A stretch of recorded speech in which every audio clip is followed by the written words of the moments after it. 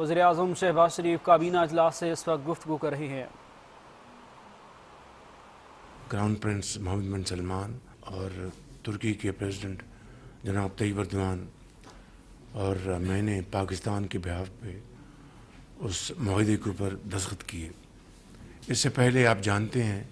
پچھلے سال پاکستان اور سعودی عرب کا ایک دفاعی معاہدہ ہوا تھا، تو پاکستان اور ترکی کے درمیان دہائیوں سے ارینجمنٹس موجود تھے، اور پاکستان کے عوام اور پاکستان کی افواج کو اللہ تعالیٰ نے عزت بخشی تھی کہ وہ سعودی آرم فورسز کے ساتھ مل کر جو دنیا کے انتہائی ہولیسٹ پلیسز ہیں مکہ المکرمہ، مدینہ المنورہ، ان کی حفاظت کے لیے پاکستان کے عوام اور افواج اپنے سعودی بھائیوں کے ساتھ مل کر یہ ذمہ داری ہمیشہ نبھاتے رہے۔ پچھلے سال اللہ کے فضل و کرم سے اس ارینجمنٹ کو ہم نے ایک آفیشل اس کو کیا تاکہ ایک پراپر ایگریمنٹ سائن ہوا۔ اس جمعے کو یہ اس کی ایک اور ایکسٹینشن ہے کہ ٹرائی لیٹرل ایگریمنٹ سائن ہوا،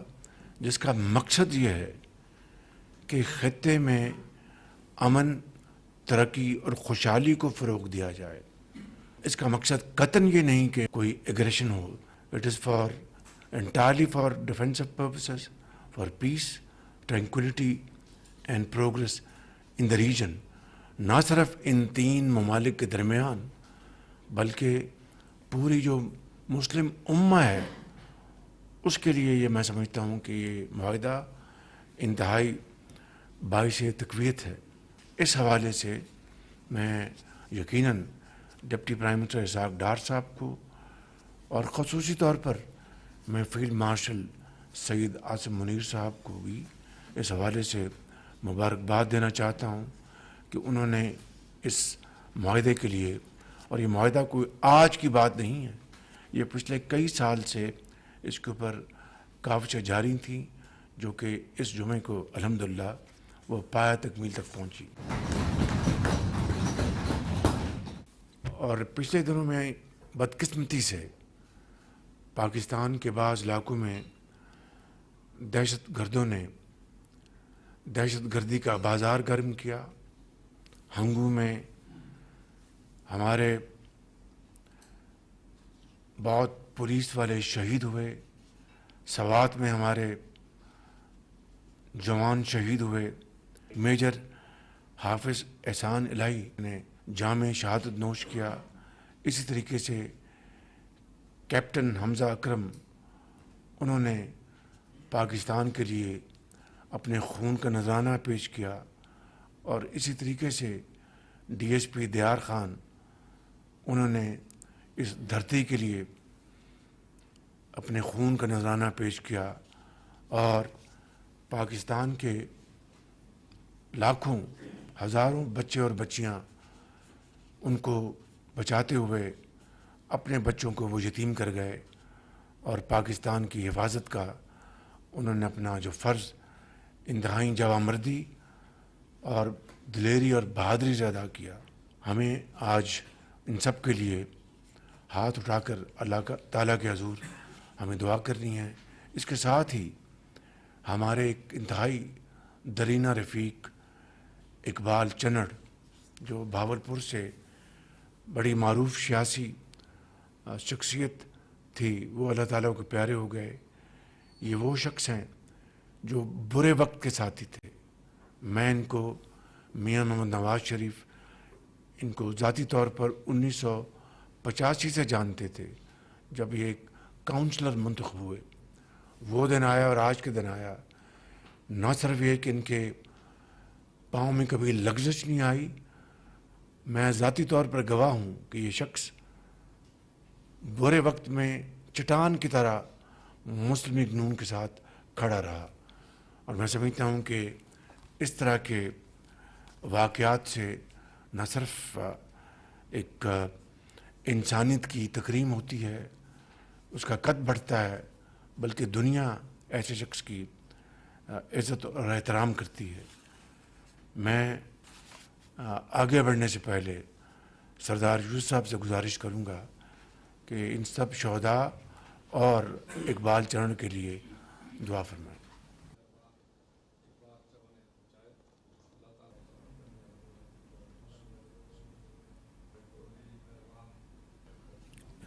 آگے بڑھنے سے پہلے میں یہ کہوں گا کہ جو فتنہ والخوارج ہیں ان کو دن رات برباد کیا جا رہا ہے، اور انشاءاللہ یہ قربانیاں رائے گاہ نہیں جائیں گی، ضرور رنگ لائیں گی انشاءاللہ، اور ایک دن آئے گا کہ پاکستان ایک مرتبہ پھر دہشت گردی سے پاک ہوگا اور یہ ملک امن اور ترقی کی طرف تیزی سے آگے گامزن ہوگا۔ آزاد کشمیر میں میر پور اور مظفر آباد میں الیکشنز ہو چکے، اور آج پنچ کے 2 اضلاع میں الیکشنز ہو رہے ہیں۔ الحمدللہ آزاد کشمیر کے عوام نے مسلم لیگ نون کو بھرپور ووٹ دیا، اور اس طرح ان 2 ڈویژنز میں جو نتائج آئے ہیں اس کے ساتھ جو وہ سیٹس جو کہ کشمیر سے جو ہمارے بھائی بہن وہاں سے پاکستان ہجرت کر کے آئے تھے، ان کی جو سیٹیں ہیں ان کو ملا کر مسلم لیگ نون کی الحمدللہ تقریباً میجورٹی بن چکی ہے۔ یہ ووٹ الحمدللہ میاں محمد نواز شریف کے اعتماد کا ووٹ ہے، یہ ووٹ میاں محمد نواز شریف کی لیڈرشپ کا ووٹ ہے، اور مجھے پوری امید ہے کہ انشاءاللہ ہماری جب وہاں پر حکومت بنے گی تو میاں محمد نواز شریف کی قیادت میں آزاد کشمیر میں دوبارہ ترقی اور خوشحالی کا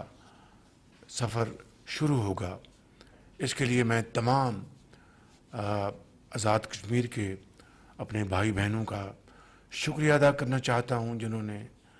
مسلم لیگ نون کو ووٹ دے کر ہم پر اعتماد کیا، اور انشاءاللہ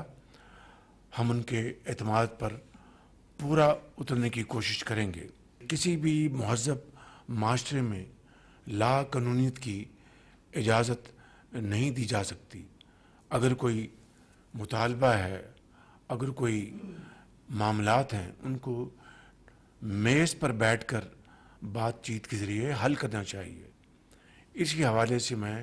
یہ عرض کروں گا، اور آپ کو اچھی طرح علم ہوگا کہ یہ وہاں پر جن لوگوں نے وہاں پر جان بوجھ کر معاملات کو خراب کیا، وہ اغیار کے اشاروں پر یہ کام کر رہے تھے جس کے واضح ثبوت ہیں، لیکن اس کے باوجود وہاں پر ہم نے آل پارٹیز کانفرنس کا انعقاد کروایا الیکشن سے پہلے مظفر آباد میں، جس میں تمام پارٹیز شریک ہوئیں ماں سوائے ایک پارٹی کے۔ وہاں پر بڑی بھرپور گفتگو ہوئی، ہر ایسپیکٹ کے اوپر ڈسکشن ہوئی، اور یہ طے پایا کہ جن کو یہ اعتراض تھا کہ جو مہاجرین کی سیٹیں ہیں ان میں رد و بدل کرنا چاہیے، ان کو کم کرنا چاہیے یا ختم کرنا چاہیے، تو ان کو یہ بڑی صائب رائے دی گئی کہ آپ الیکشنز ہونے دیں اور پھر نئی اسمبلی میں اپنا یہ جو مقدمہ لے آئیں۔ اگر میجورٹی آپ کے ساتھ ہے تو معاملہ ختم، آئین اور قانون کی روح سے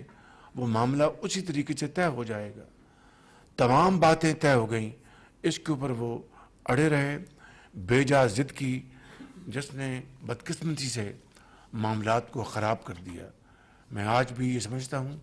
کہ اب نئی حکومت انشاءاللہ معرض وجود میں آئے گی